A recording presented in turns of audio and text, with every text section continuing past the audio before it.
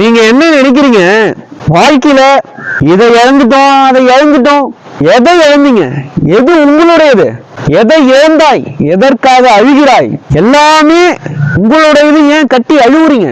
எதுவுமே உங்களுடையது இல்ல. ஏன் உங்களுடையது இல்ல? பிறக்கும் போது நீங்க எதுவுமே எடுத்துன்னு வரல. உங்களால கூட உங்களை உருவாக்க முடியல. உங்களோட தாயும் தகப்பனும் தான் உங்களை உருவாக்கி இந்த உலகத்துக்கு கொண்டு வராங்க. இந்த உடம்பே உங்களுடையது இல்ல. அப்ப எது உங்களுடையது?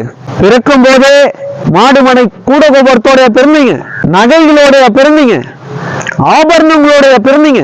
இல்லல்ல, பிறக்கும் போது நிர்வாணமா பிறந்தோம், இறக்கும் போது நிர்வாணமா இறக்குறோம்.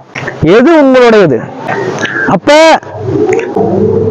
ஒரு பணக்காரனிடம் எல்லாமே இருக்கும். சொத்து பத்து, காரு பங்களா, வசதி ஆடம்பரம் எல்லாமே இருக்கும். ஆனா நிம்மதி இருக்காது.